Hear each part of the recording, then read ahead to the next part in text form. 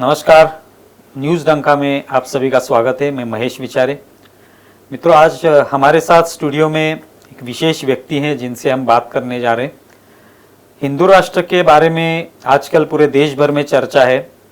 हिंदू राष्ट्र बनना चाहिए, ऐसे बहुत सारे लोगों की मांग है और उसके बारे में लोगों के मन में जागरूकता भी पैदा हो रही है। और इसी सिलसिले में आज हम बात करने जा रहे हैं राष्ट्रीय संत श्री 1008 श्री महामंडलेश्वर डॉक्टर योगी हितेश्वर नाथ जी महाराज से। वो आज हमारे स्टूडियो में आए और इसी सिलसिले में वो हमसे बात करेंगे। महाराज जी, आपका बहुत बहुत स्वागत है न्यूज़ डंका में। बहुत बहुत धन्यवाद आपका। सबसे पहले तो हिंदू राष्ट्र की संकल्पना के बारे में आजकल चर्चा होती रहती है, पूरे देश भर में हो रही है चर्चा, विदेश में भी हो रही है। और भारत में ये जो चर्चा हो रही है उसकी वजह से विदेश में रहने वाले भारतीय भी इसकी चर्चा कर रहे हैं। आप इसी विषय को लेकर एक राष्ट्र चेतना यात्रा के माध्यम से प्रचार कर रहे हैं, प्रसार कर रहे हैं। तो पहले हम जानना चाहते हैं कि ये राष्ट्र चेतना यात्रा क्या है। ये राष्ट्र चेतना यात्रा ये वो यात्रा है जो लोगों के अंदर की आत्मा को जगाना चाहती है, उनको चेतन करना चाहती है, बताना चाहती है कि भारतवर्ष हमारा है और ये भारत माता हमारी है और इस माँ की रक्षा के लिए आप लोग जाग जाओ। और अभी समय है, अभी नहीं जागोगे तो फिर कब जागोगे। और आपने एक बात कही कि भारत में, विदेशों में, सब जगह लोग अब जागृत हो रहे हैं। क्यों नहीं हो? अपनी माँ के लिए, अपनी भारतीय संस्कृति के लिए, अपने भारत के लिए क्यों नहीं होंगे जागृत? और हमें जागरण करने की आवश्यकता क्यों पड़ी? विषय तो ये है और बहुत महत्वपूर्ण है। अपने ही घर में रह के हम अपना ही अधिकार मांग रहे हैं।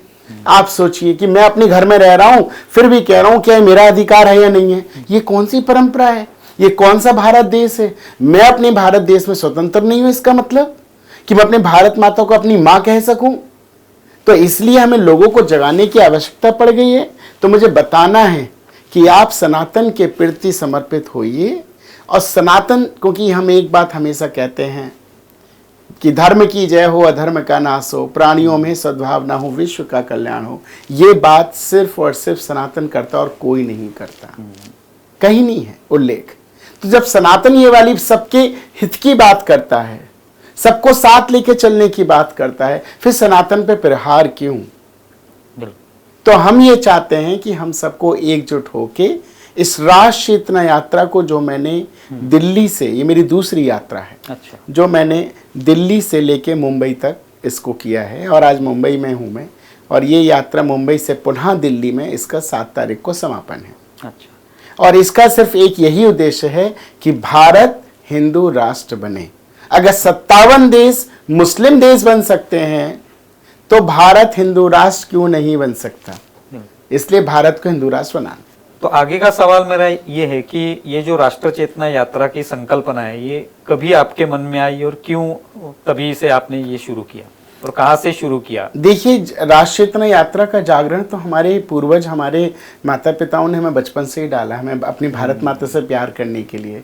हम शुरू से, मैं बचपन में चंद्रशेखर आज़ाद बना करता था। मैं आरएसएस के स्कूल में पढ़ा, चंद्रशेखर आज़ाद बनता था। और मैं जब निकलता था सड़क पे तो बिल्कुल ऊपर न्यूड होते थे, जैसे चंद्रशेखर आज़ाद होते थे, वस्त्र नहीं पहनते थे, जनेऊ डालते थे, यहाँ पे अपनी बंदूक रिवाल्वर रखते थे और तिलक लगा के, मूछें तान के। तो मैं जब चलता था, 5 साल का था, मैं वो वाली बात बता रहा हूँ। तो जब मैं स्कूल से निकल रहा था तो मेरी माँ आई और मेरी माँ ने मेरे आचार्य जी से कहा, अरे ये मेरे बेटे को तो ठंड लग जाएगी।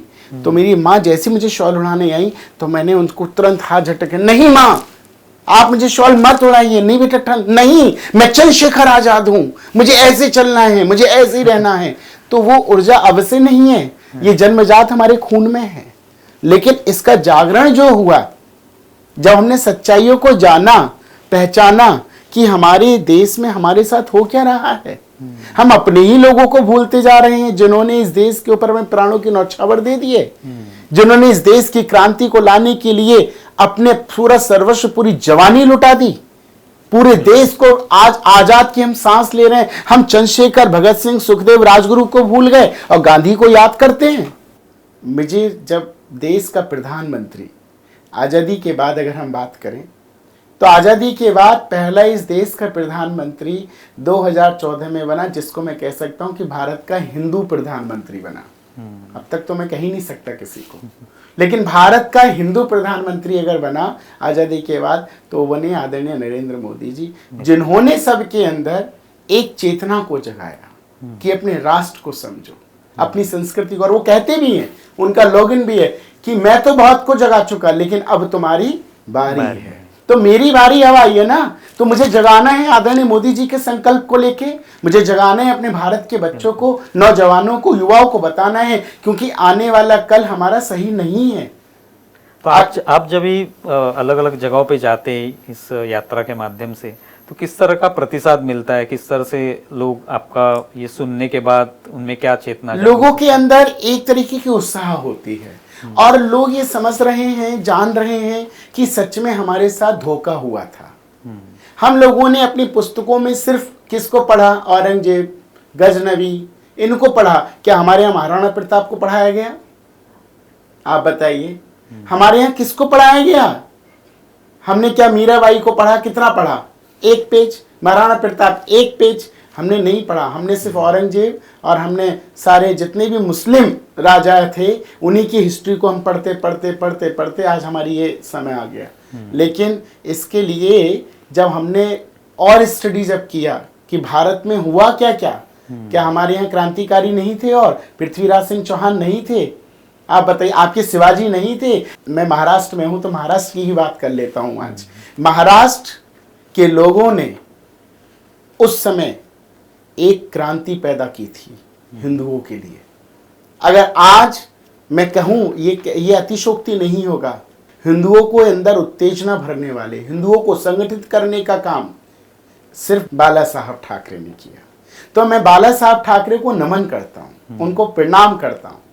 और आज भी बाला साहब ठाकरे जैसे लोग अगर महाराष्ट्र में पैदा हो जाएं, मैं तो आपके चैनल से कहना चाहता हूं कि बाला साहेब ठाकरे की विचारधारा को कहीं ना कहीं उद्धव ठाकरे जी भूल गए। उनकी विचारधारा को अपना लें, उनके बताए हुए मार्ग पे चलें, तो पूरा महाराष्ट्र ही नहीं पूरा विश्व उनके साथ है। तो आप अभी जब भी अलग अलग राज्यों में जाते हैं, अलग प्रांतों में जाते हैं, तो किस तरह की जागरूकता हो रही है वहाँ के हिंदू समाज हो, या जिस तरह से आप बात करते कि सभी हिंदू जो है अलग अलग जाति में बटे हुए हैं वो सब एक साथ आने चाहिए, तो क्या प्रभाव पड़ रहा है? मेरी यात्रा का जो उद्देश्य है भारत को हिंदू राष्ट्र बनाने का। और हिंदू राष्ट्र हम कैसे बनाएंगे? जब हम जातियों का संग्रह कर लेंगे, जब सबको एक कर देंगे। एक कैसे करेंगे? मेरी कथा में सबसे पहले चीज होती है कि प्रसाद आगे से नहीं बटेगा, पीछे से बटेगा। मतलब जो पीछे बैठा है ना, जो पीछे लाइन में बैठा है, उसको पहले प्रसाद देना है।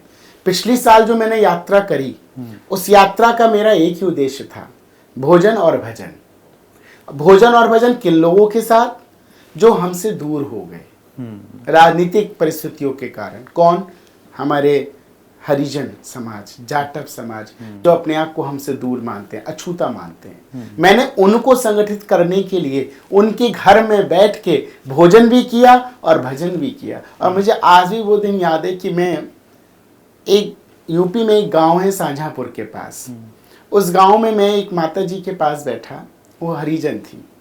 तो जब मैं गांव में गया तो मुझे मतलब बताया है कि ये भी हरिजन लोग हैं। तो मैंने कहा, शाम का समय था, भूख लगने लगी थी, तो मैंने कहा मैं आज माता जी के पास ही बैठूंगा। तो चूल्हे पर रोटी बना रही थी और मैं जाके वहीं बैठ गया। तो मैंने कहा, माँ मुझे भूख लगी है, कुछ खिलाओगी? तो पहले तो वो हैरान की, साधु और मेरे घर में और मैं कैसे खिलाऊं, मैं तो हरिजन हूँ। तो मैंने कहा, आप जो सोच रहे हो मत सोचना, आप ये सोच के खिलाओ कि आप माँ हो, मैं आपका बेटा हूँ। तो उन्होंने अपने हाथ से रोटी, पानी के हाथ की रोटी बना रही थी वो चूल्हे से निकाल के और मुझे खिलाई। जब वो मुझे खिला रही थी तो कैन यू बिलीव, उनकी आंखों में आंसू थे और वो टप टप उसके आंसू टपक रहे थे। वो रो रही थी लिटरली, मुझे एक एक गसर तोड़ के खिलाते हुए। मैंने कहा, रो क्यों रही हो आप, ये बताओ? बोले, हमको आज तक किसी ने अपना नहीं समझा बेटा, और आज तुमने मुझे अपना समझा। तो मुझे लगता है कि मैंने ये जागरण किया, ये मैंने जगाया कि आप मेरे हो, आप हमारे अपने हो, हमसे अलग नहीं हो। जब मैं उनको संगठित कर दूंगा तो भारत हिंदू राष्ट्र बन ही जाएगा। उन्हीं को तो अपनाना है, उनको बताना है आप हमारे अपने हो। तो इसी परंपरा को मेरे साथ बहुत मुझे सपोर्ट मिल रहा है। भारत देश की जनता बहुत अच्छी है और वो मुझे अपने बच्चा समझ के मुझे प्रेम देती है, मुझे अपने साथ रखे हुए है। लेकिन हाँ, मैं इतना बता दूं कि हम जब संगठित हो जाएंगे तो भारत को हिंदू राष्ट्र बनने से कोई नहीं रोक सकता और हमें संगठित होना पड़ेगा। और ये महामंडलेश्वर हितेश्वर नाथ जी का प्रण निश्चित मैंने कर लिया है कि भारत को मैं हर हाल में हिंदू राष्ट्र बना के ही छोड़ूंगा। आपने एक उत्तर प्रदेश में ये राष्ट्र चेतना यात्रा की थी, उसके बाद अभी आज आप भारत के दौरे पे निकले हैं, अलग अलग राज्यों में जा रहे हैं। तो इसके आगे भी आपने बहुत कुछ सोचा होगा कि जिस माध्यम से कुछ अलग और एक तरीका अपनाए जिसके माध्यम से हिंदू राष्ट्र का प्रचार हो, तो ऐसे कुछ आपके मन में है?